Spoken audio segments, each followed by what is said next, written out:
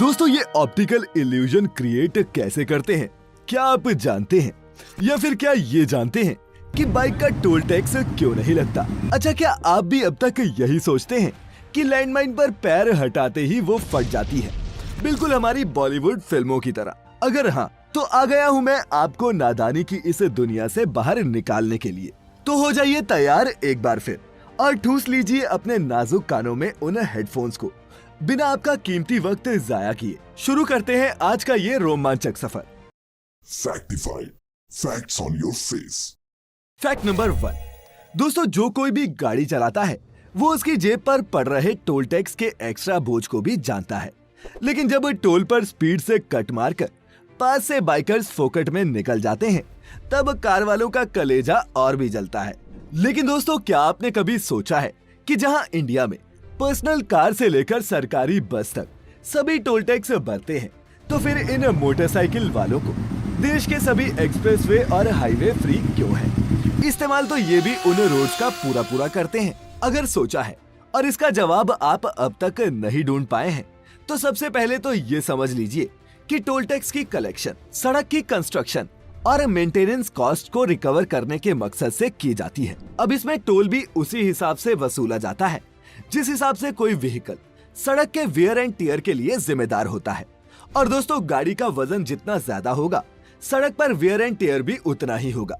इसीलिए जैसे जैसे गाड़ी का साइज और वजन बढ़ता जाता है, बैरियर पर लगने वाला टोल टैक्स भी उतना ही ज्यादा होता है।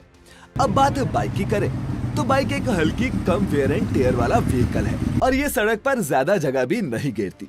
इन्हीं कुछ कारणों से हमारे देश में बाइक से टोल टैक्स नहीं वसूला जाता। Fact number 2। दोस्तों, आपने भी बॉलीवुड फिल्मों में देखा होगा कि लैंडमाइन पर पैर रखने के बाद जैसे ही हीरो उस पर से पैर उठाता है, तब वो फट जाती है। लेकिन अगर मैं कहूँ कि असल में एक लैंडमाइन ऐसे काम नहीं करती, तो क्या मानोगे कि बॉलीवुड ने हमें बहुत बेवकूफ बनाया है? खैर, बता दूं कि एक असली लैंडमाइन फटने के लिए आपके पैर उठाने का इंतजार नहीं करती और लगभग 5 किलो का वजन पड़ने के साथ ही ट्रिगर होकर फट जाती है।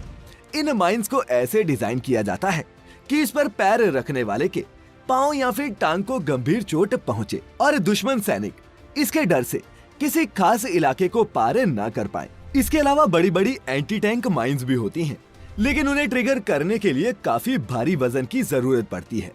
बहरहाल, आज दुनिया भर में इन लैंड माइंस के इस्तेमाल पर पाबंदी है, लेकिन पिछली एक सदी में प्लांट की गई 10 करोड़ से ज्यादा लैंड माइंस आज भी दुनिया के 70 अलग अलग देशों में फैली हुई है और आए दिन किसी न किसी एक्सीडेंट का कारण बनती रहती हैं। Fact number 3। दोस्तों, पिछले दिनों ज़ारा के इस स्टोर पर बनने वाला ये कमाल का इल्यूजन बहुत पॉपुलर हुआ और ये है सियोल, कोरिया की एक ग्लास बिल्डिंग जिस पर लहरों का ये खूबसूरत इल्यूजन सा बनता है।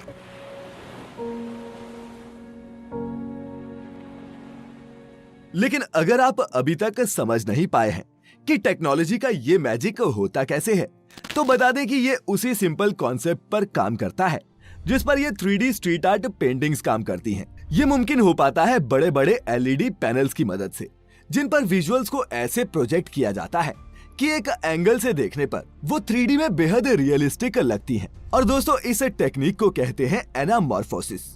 दुनिया के बड़े बड़े शहरों में अब ऐसी कई डिस्प्लेस देखने को मिल रही हैं और आपने भी बाजार में इस टेक्नोलॉजी पर बेस्ड होम डेकोर के कई प्रोडक्ट्स देखे होंगे। Fact number 4। दोस्तों, मैंने आपको 3 एपिसोड पहले लिल यूजी नाम के इस रैपर की कहानी बताई थी, जिसने अपने माथे पर ये इतना बड़ा डायमंड फिट करवा लिया था। लेकिन ऐसा है कि इस प्लेनेट पर अलग दिखने की चाहत में नमूने बने बुद्धिखोरों की कोई कमी नहीं। अब इन महाशय से मिलिए। यह है 23 साल के मैक्सिकन रैपर डैन सर, जो अपने रैप सॉन्ग्स के लिए नहीं बल्कि अपने सोने के बालों की वजह से पॉपुलर हुए हैं। डैन ने कुछ महीने पहले सर्जरी करवाकर अपने बालों की जगह ये सोने और हीरे की चेन्स लगवा ली। दोस्तों, आपको यकीन नहीं होगा, लेकिन इसके लिए इन्होंने सोने की चेन्स को अपने स्कैल्प के नीचे खोपड़ी में हुक करवाया है, जो जाहिर है एक बेहद ही दर्द भरा एक्सपीरियंस रहा होगा। लेकिन इस नमूने की ये टेक्निक वो कर गई जो इसे चाहिए था। अप्रैल 2021 में अपनी नई बॉडी मॉडिफिकेशन शो करने के बाद से डैन के टिकटॉक फॉलोअर्स 14,000 से बढ़कर 2 मिलियन पहुंच चुके हैं। Fact number 5। दोस्तों ईंटें यानी कि ब्रिक्स बनाना एक बहुत ही लेबर इंटेंसिव काम है। भले ही रॉ मटेरियल्स को मिक्स करना और ईंटें बनाने का काम अब मशीनें करती हैं, लेकिन फिर भी इन्हें उठाना और एक एक को सुखाना मैनुअली ही किया जाता है। पुश्तों से ईंटों के भट्टे चलाने वाले सोनीपत हरियाणा के सतीश कुमार को जब बढ़ती लेबर कॉस्ट के चलते अपना भट्ठा बंद करना पड़ा, तब उन्हें एहसास हुआ कि इस धंधे में फायदा तभी है जब मिक्सिंग से लेकर ड्राइंग तक सब मशीन करे।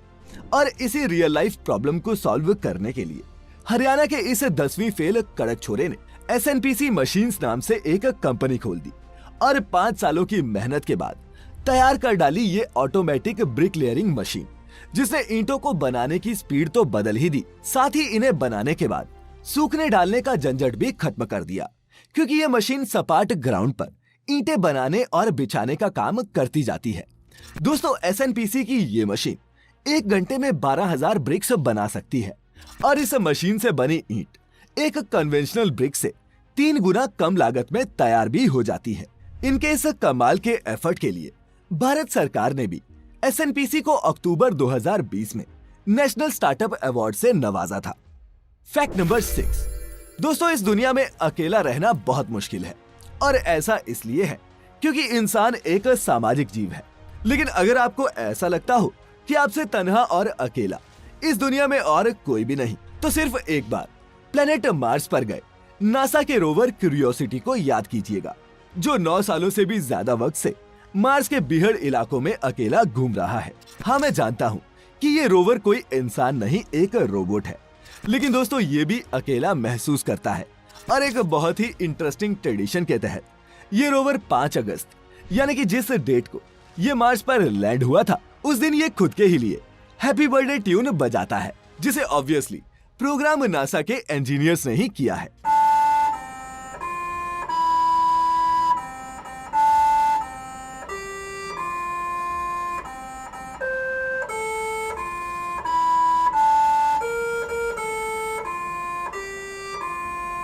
खैर दोस्तों, क्या आपने कभी अपना बर्थडे अकेले मनाया है? अगर हाँ तो अपना किस्सा कमेंट्स में जरूर बताएं। Fact number 7। दोस्तों आपने सोशल मीडिया पर ऐसे कई अजीबोगरीब वीडियोस देखी होंगी जिनमें लोग कभी कांच के ग्लास तो कभी लोहे की कील निगलते नजर आते हैं। हम भी हड़बड़ी में कई बार ऐसी चीजें निगल जाते हैं बाद में, जिस पर हमें पछतावा हो। लेकिन आप ऐसे बंदे को क्या कहेंगे जिसने पूरा का पूरा नोकिया 3310 मोबाइल फोन ही निगल लिया हो? दोस्तों ये अजीबोगरीब किस्सा कोसोवो के प्रिस्टीना शहर का है, जहाँ के एक बंदे ने ब्रिक फोन नाम से मशहूर नोकिया का ये मोटा तगड़ा फोन निगल डाला। अब इसने ये फोन क्यों खाया ये तो इसने किसी को नहीं बताया, लेकिन चूंकि फोन पेट में पहुंच चुका था और फोन में मौजूद बैटरी के केमिकल्स इस शख्स की जान ले सकते थे, तो डॉक्टर्स ने एक लंबी सर्जरी करके आदमी के पेट से फोन को 3 हिस्सों में बाहर निकाला। अब फोन निगलकर इस बंदे को कौन सी किक मिली वो तो पता नहीं, लेकिन आप ऐसा गलती से भी ट्राई मत करना। Fact number 8। दोस्तों कोविड-19 वायरस ने न जाने कितनों के ही अपनों को छीना है, लेकिन इस महामारी के दौरान ऐसी कई कहानियां बनी और गुजरी हैं जो बेहद खास थी। ऐसे में दुनिया ने इंसानी रिश्तों की अहमियत को भी एक बार फिर से समझा है।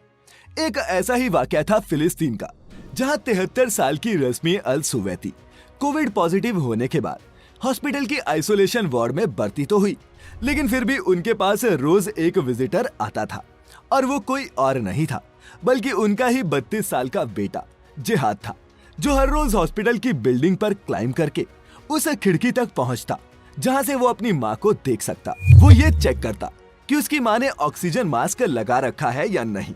उनके इस दिल छू लेने वाले एक्ट की तस्वीर जब उनके भाई ने फेसबुक पर पोस्ट की तो वो वायरल हो गई और जिहाद को मिली इंटरनेशनल अटेंशन। लेकिन अफसोस की बात है कि रस्मी सरवाइव न कर सकी और कोविड-19 वायरस ने एक और बेटे से उसकी मां छीन ली। दोस्तों ये वायरस अभी भी खत्म नहीं हुआ है, इसीलिए एहतियात कम ना करें और बाहर मास्क लगाकर ही निकलें। Fact number 9। दोस्तों वॉर शब्द सुनते ही हमारे दिमाग में लड़ाई, गोला बारूद और खून खराबे के विजुअल्स घूमने लगते हैं। पर क्या आप जानते हैं कि हमारी हिस्ट्री में एक वॉर ऐसी भी हुई है जिसमें ना तो गोलियां चली और ना ही किसी की जान गई, और इसीलिए इसे दुनिया का सबसे पीसफुल वॉर भी कहा जाता है। दोस्तों इतिहास का ये सबसे शांतिपूर्ण युद्ध 1984 में डेनमार्क और कनाडा के बीच शुरू हुआ था और ये अब तक चल रहा है। और दोनों के बीच इस वॉर की वजह है ये छोटा सा आइलैंड जिसका नाम हंस है, जो इन दोनों देशों को एक दूसरे से अलग करता है। और इंटरनेशनल लॉ के मुताबिक ये कनाडा और डेनमार्क दोनों के ही अधिकार क्षेत्र में आता है। दोस्तों, सबसे इंटरेस्टिंग बात तो ये है कि इस आइलैंड को जीतने के लिए ये दोनों देश पिछले 37 सालों से खून नहीं बल्कि शराब बहा रहे हैं। दोनों के बीच इस वॉर की शुरुआत तब हुई जब 1984 में डेनमार्क के एक मंत्री ने हंस आइलैंड पर जाकर वहां डेनिश झंडा लगाकर उसके नीचे एक शराब की बोतल रख दी और लिख दिया कि वेलकम टू डेनिश आइलैंड। इसके बाद कनाडा के कुछ सैनिक जब हंस आइलैंड पहुंचे और जब ये सब देखा तो उन्होंने भी अपने देश का झंडा लगाकर वेलकम टू कनाडा लिख दिया। साथ ही उन्होंने भी अपने देश की अल्कोहल की एक बोतल वहां छोड़ दी। फिर क्या था, दोनों देशों के लोगों के बीच शुरू हुई ये विस्की वॉर आज तक नहीं थमी। अब हर साल दोनों देशों के सैनिक यहाँ आते हैं और अपने अपने देश की अल्कोहल यहाँ रख जाते हैं और इस तरह 37 सालों से शराब की बोतलों से लड़ी जा रही ये जंग बन गई दुनिया की सबसे पीसफुल वॉर। खैर, बातों ही बातों में वक्त हो चला है आज की इस वीडियो के आपके अपने योर ओन फैक्ट का, जो हमें भेजा है निखिल खेसरी जी ने। निखिल अपने फैक्ट में बताते हैं कि नील हार्बिसन नाम का ये शख्स जिसने अपने स्कल में ये एंटीना इम्प्लांट करवा रखा है, इस दुनिया का फर्स्ट लीगली रिकॉग्नाइज्ड साइबॉर्ग है। इनके सर पर फिट ये एंटीना ऑडिबल वाइब्रेशंस को इनके स्कल के थ्रू इनके दिमाग तक पहुंचाता है और इसी सुपर ह्यूमन एबिलिटी के चलते इन्हें साइबॉर्ग का ये टैग मिला।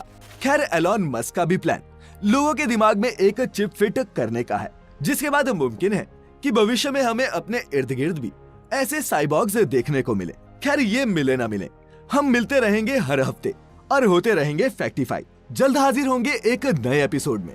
तब तक अपने चहेतों का ख्याल रखें, खुश रहें और वीडियो पूरी देखने के लिए आपका बहुत बहुत शुक्रिया।